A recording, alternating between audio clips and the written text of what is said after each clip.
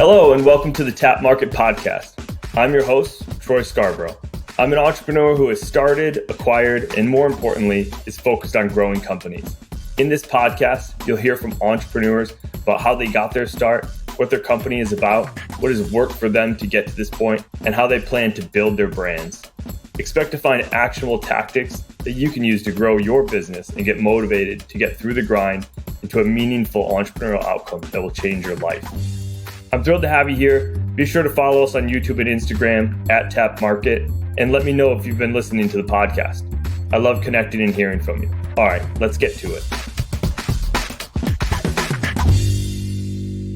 Hey guys, Troy here from Tap Market, coming at you today with a little bit of a different intro. We had a mic error while recording the Scorch Marker with Evan interview and needed to do a little preface here. When my mic is on during this interview, there will be a little bit of reverb.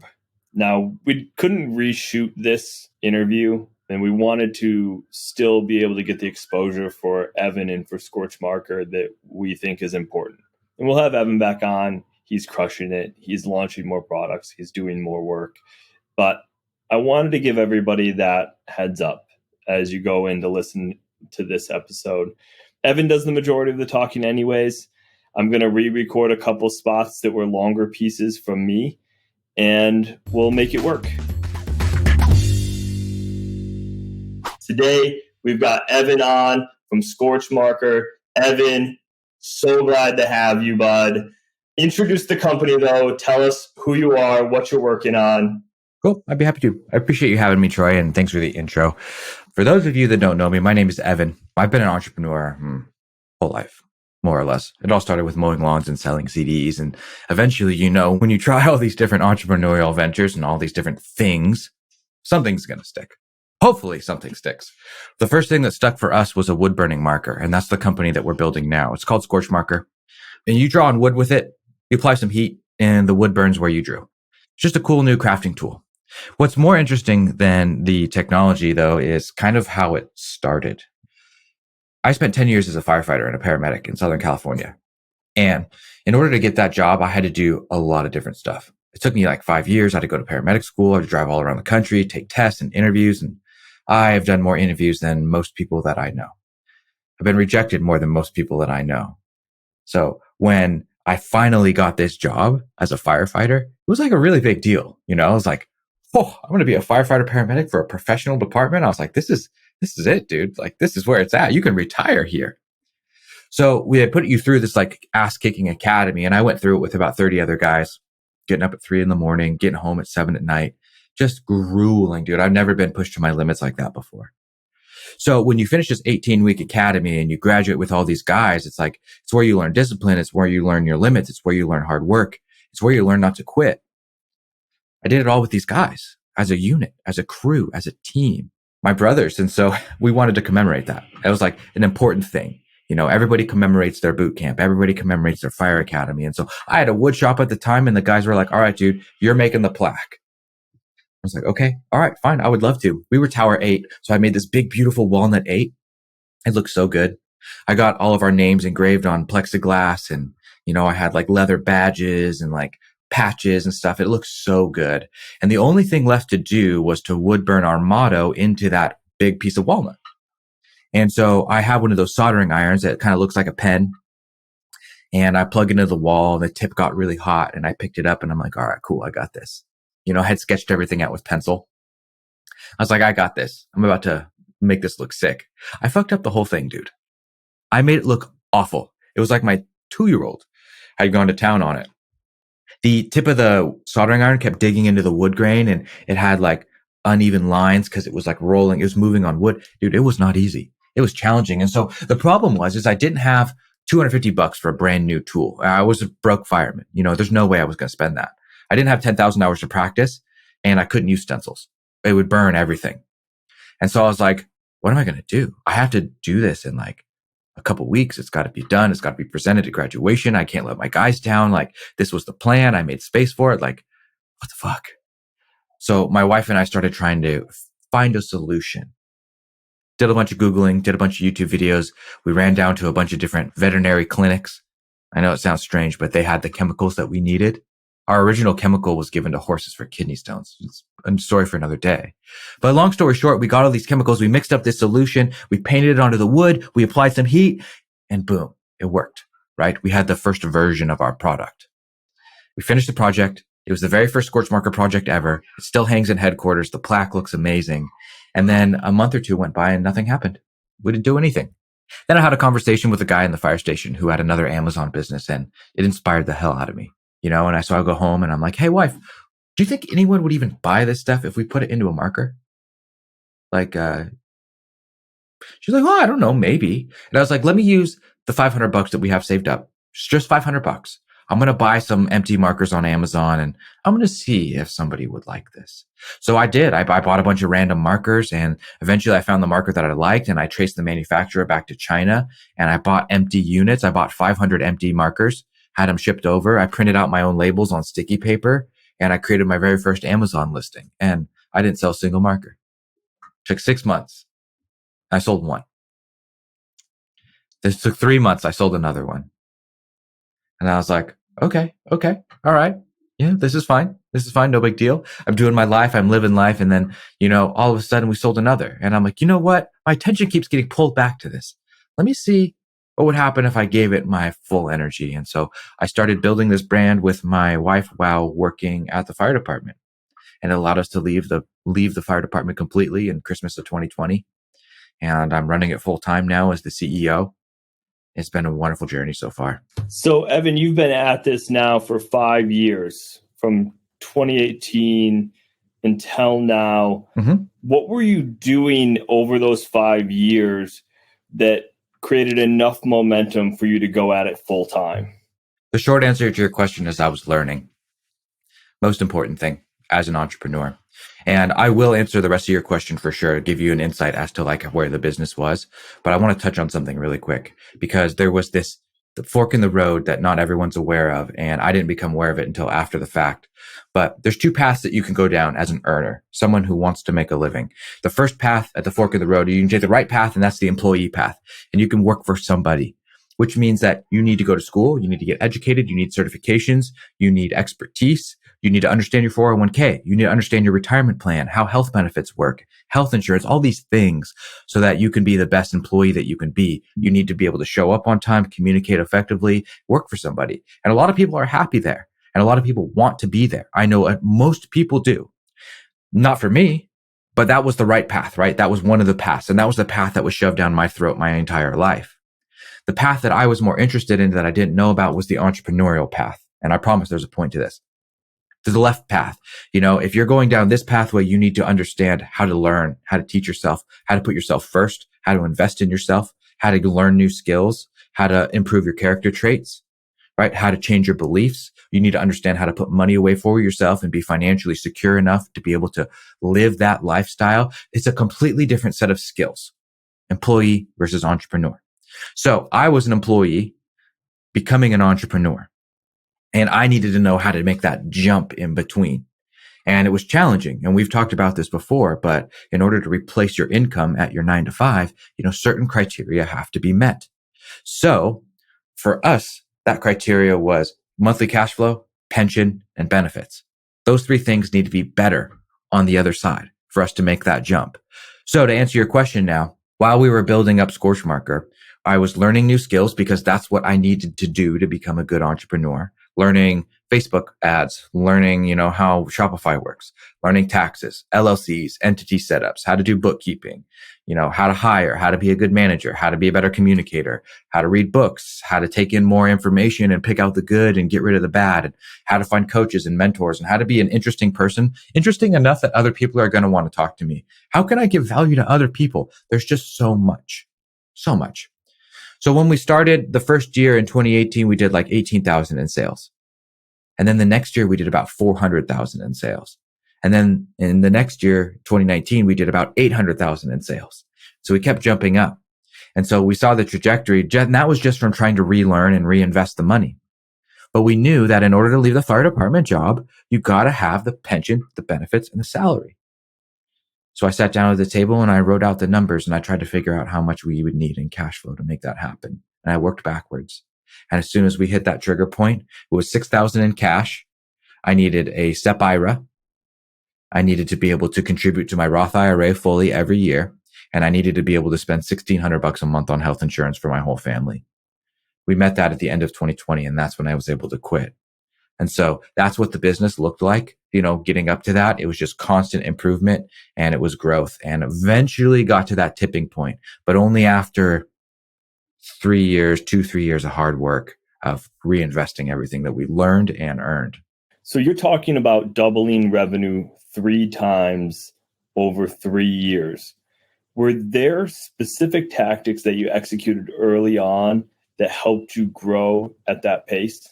I like that question. That's a good one. One of them is going to be Facebook ads, because just understanding marketing from a holistic perspective helps. And Facebook is very similar to a lot of other ad platforms. You learn Facebook and you could probably figure out Pinterest. You could probably figure out Google, things like that. So that was a big one. Amazon was another big one. Learning the Amazon channel, learning how to list my products on there, learning how to take a sale, learning how to work with Amazon. The third thing would be Shopify. Just learning how to create a Shopify store and have the flexibility of having your own business and your own website. That was huge. And then the fourth thing, which you might not expect, but was the big one for me, was learning how to manage cash flow, to not be an idiot when it came to the money that's coming into the company, learning how to properly write things off and get organized, and also how to split up the money coming into the company and make sure it goes to the right spot and I don't take too much out or spend too much. That was a lesson that I had to learn the hard way. Yeah, and people can get really bogged down in the early days thinking that Facebook's really complicated and that they need to hire this agency to do Facebook ads. I found that if you have a clear message in a clear market that you're trying to serve, you can actually be fairly effective with very simple ad strategy. Did you find that to be the same? Did you do all that management yourself early on?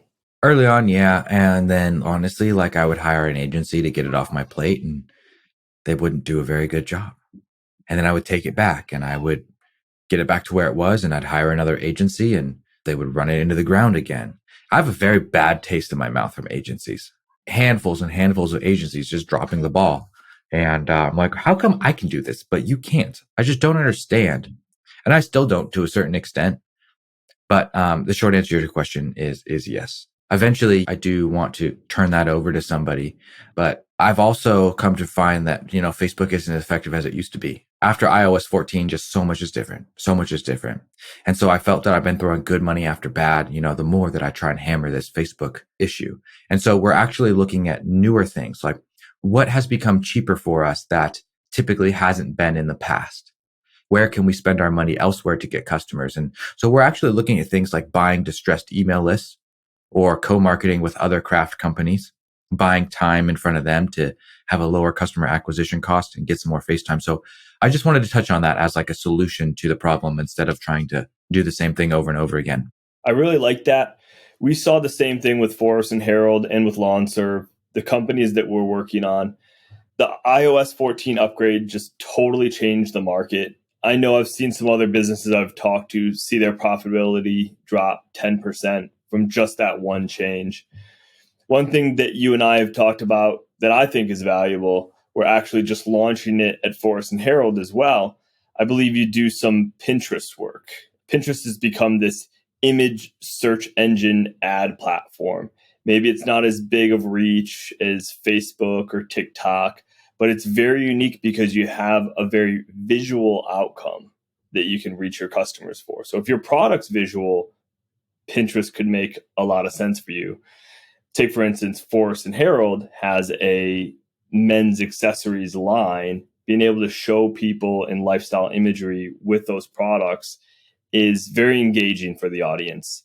So if you're selling the results to a nice piece of art or this family project with Scorch Marker as an example, for somebody to be able to see the result and say, that's the result that I'd like to get making this art project for my family or for my business or whatever it may be, Pinterest is a really good solution and that works for you, right? Oh yeah, it works great. It's a great way to get attention. I pay a contractor about 800, $900 a month just to organically run our Pinterest, take our photos and our videos and just have a presence there. We get millions of impressions a month and it helps a ton. Where do you get the images from? Are you doing them yourself, or are you trying to drive user generated content? Is there a particular one that's working, or do you just try to get up as much as you can and 1 in 10 is roughly worth it to make it all work? So it's a variation. So we'll do like text over images and adapt different images to, and then drive traffic to blog posts or image listings on the website. But we've been collecting a lot of content over the years. We're content heavy. We're good at content. That's one of our strengths as a brand. Both user generated from our customers, reviews, photo reviews, video reviews, and as well as our own stuff. We have a YouTube studio that we built down in the garage. And so creating content is something that like we put a lot of priority on. So we chunk it out there and then everybody else splinters it and gets it to everything else. Okay. Just use it. Just do it. Take the images, do whatever you want, do the best that you can with what you have is kind of our mantra. You talk about optimizing the cash flows. What are some of those optimizations that you've made? Man, one of the biggest things that helped me as a brand owner was implementing the profit first accounting method. To understand like how to manage our money, I read the book by Mike Michalowicz, Profit First, and we changed our accounting, the way our money comes in. And it was oh, dude, it was so helpful.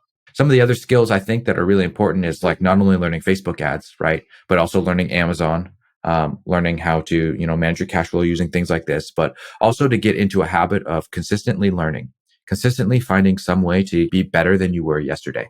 Whether you read books or listen to podcasts, like those are great. But if you can find yourself a coach or someone that you can pay who has been there that will teach you what to do and look in, that's what really accelerated our growth was asking for help and spending the money on ourselves in terms of like education. Huge. Any mistakes from 2018 to today that stick out in your mind? Yeah. I've got a bunch of them, man. So many. One of the biggest mistakes that I've learned recently is that hire slow, fire fast. I was doing the opposite. I was letting anyone jump onto the bus. Oh, you're interested in working with us? Cool. Come in. We'll find you a seat. Let's go. Bad idea, man. Your bus needs to be private and it needs to be intentional about who you put in what seat. And it isn't until you have those good people that you can then figure out where you're going to drive that bus. And so if you just fill it up with random travelers along the way, it's going to cause you more problems down the road than you would even think about. And I had to learn that lesson the hard way.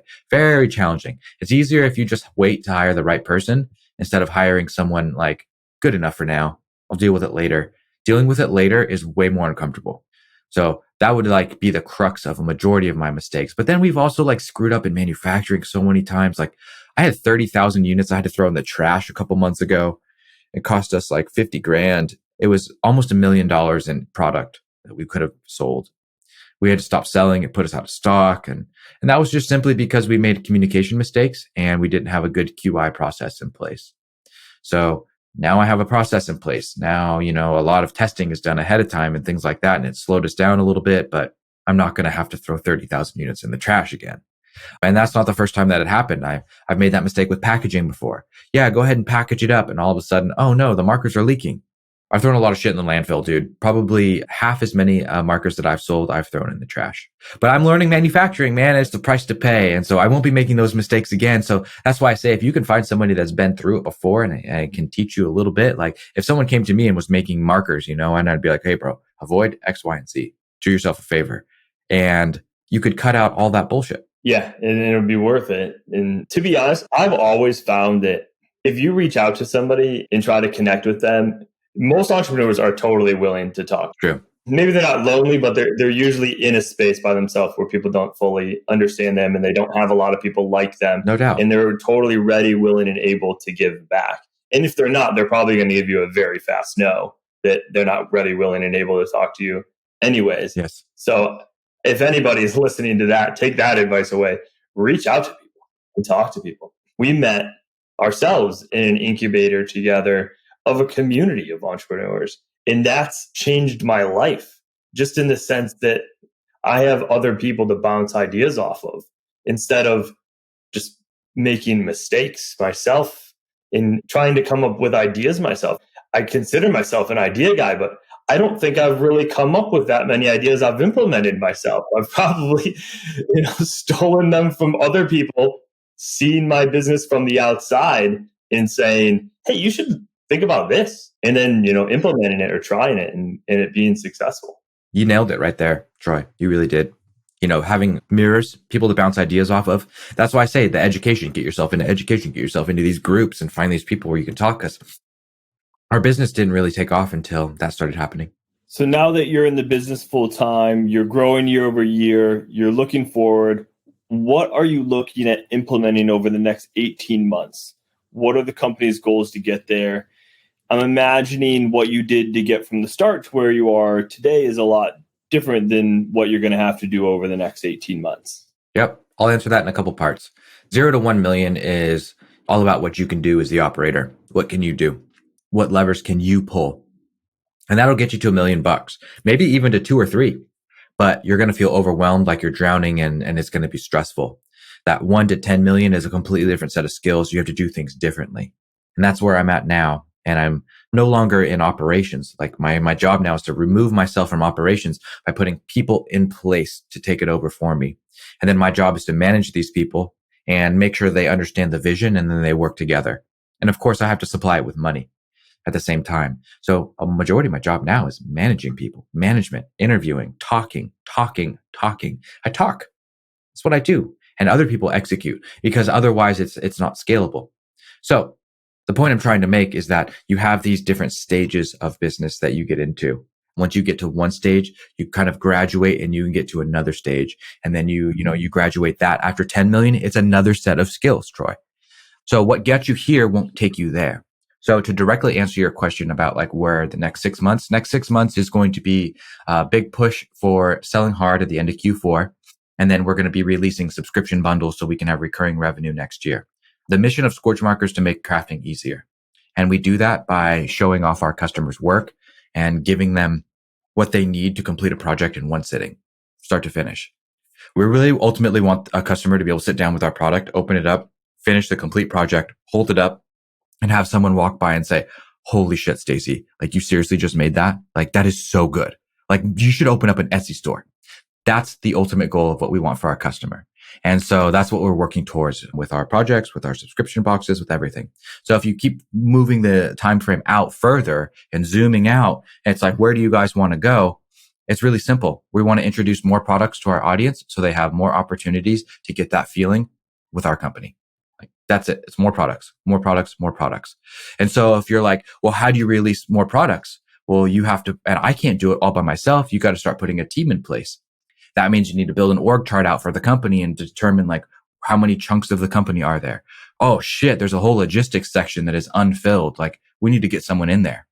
Marketing, community management, sales channels, operations, administration. Like there's so many different aspects. And so now my job as the founder or the CEO, whatever role you decide to take, is to look at the company holistically and plug people in by working with my coaches and my team and then get them all to work together. So we're all working together for that one singleness of purpose right now.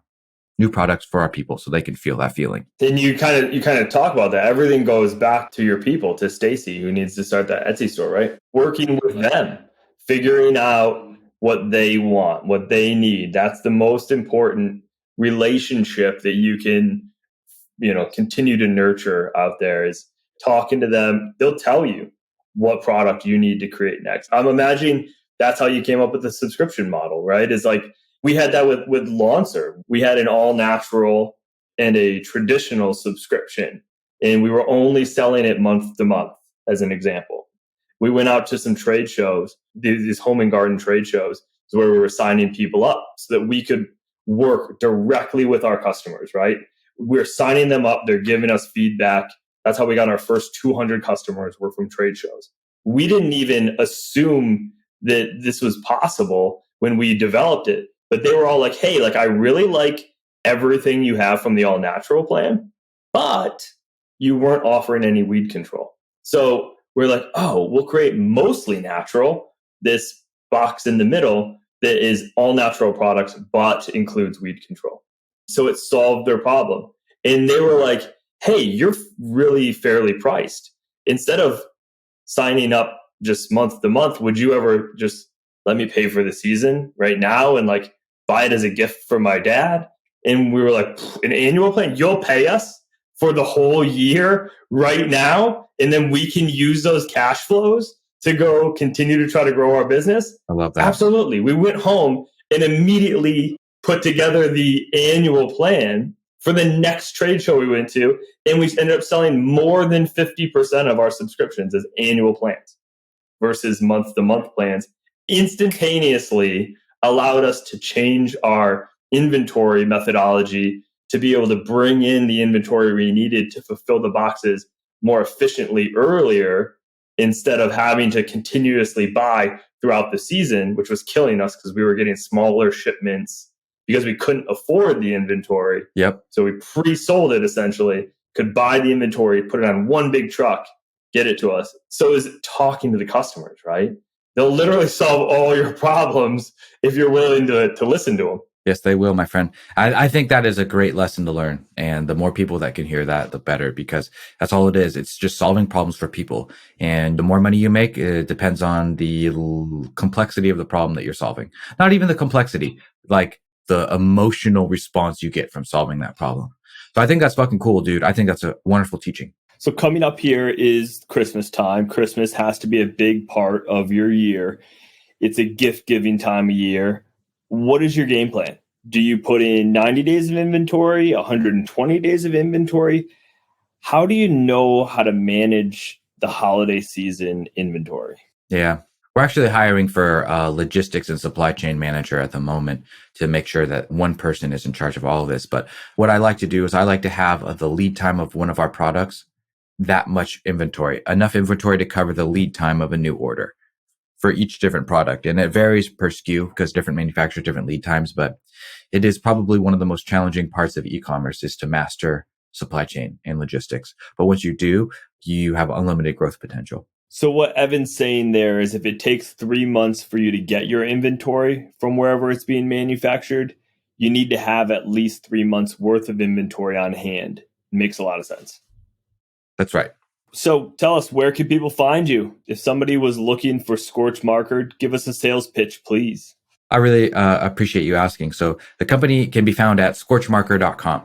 We also have a presence on Amazon. If you like using Amazon, we sell in Michael's. We're in Hobby Lobby. So if you want to stop by a retail store, that's great. But honestly, like where you're going to get the most value is seeing how we manage our community. I really think that. Because if you're an entrepreneur and you need to build an audience, join our Facebook group for Scorch Marker Superfans. Just search it. You'll find it. And you'll get to see how we built a tight-knit community where it's more private than public. But it's that nature of the group that allows us to really get that back and forth exchange with our customers. The underlying tone between us in this conversation, Troy, was solve the problems of your people. Talk to them and figure out what their problems are so you can solve them. And a lot of times it's hard to talk to them and you just have an email list or when you just have an Amazon store. So this Facebook group is really the part of the brand I want to teach you guys about that we didn't get to talk about today. And so that would be the best place to see like what's coming out, how we're releasing products, how we talk to our people, how we celebrate them, how we do things. It would all be in the Scorch Marker Superfans Facebook group. Scorch Marker Superfans Facebook group. I have to say this too. The best part about creating something like a Facebook group community is that unlike email or unlike, Zendesk or something where you have to answer every question for comments that come into you, when you create a community, the community starts to answer each other's questions. Yep. And that is when it has the viral effect, is because you can start to have more content being created in your favor inside that group, in that community, than you could ever singularly create yourself. It feels like forever to create that. But if you do, it could be more valuable than an email list that is 100% effort in, result out. It's all one way. So I love that. I look forward to having you back on, Evan. It sounds like we've got some pretty cool products that are coming down the pipe. I'm going to be getting a Scorch Marker myself and doing my own video project to report back to everybody. And I couldn't be more excited about that because I plan to get my kids involved in this as well. because this is an awesomely kid-friendly, family-friendly product that I love. So Evan, Scorch Marker, thank you so much, my friend, for coming. Any parting words? No, I just want to say, just start. If you're on the fence about anything, just start it. Take rapid, messy action and pick up the pieces later. It's worth it, and it's easier than you think. Perfect. Go find him. Thanks, everybody. Thanks, Troy. Hi there. If you found this podcast helpful, I would appreciate it if you took a minute to leave a review. This increases the reach to more entrepreneurs and other people interested in the products, brands, entrepreneurial stories, and their successes, so we can create even more positive small business outcomes. Take a screenshot, tag me in your social stories to friends. This means the world to me to know this podcast has influenced your day and life in a positive way, and that we get to be a part of your own journey. With gratitude from me, until next time, go make it a great day.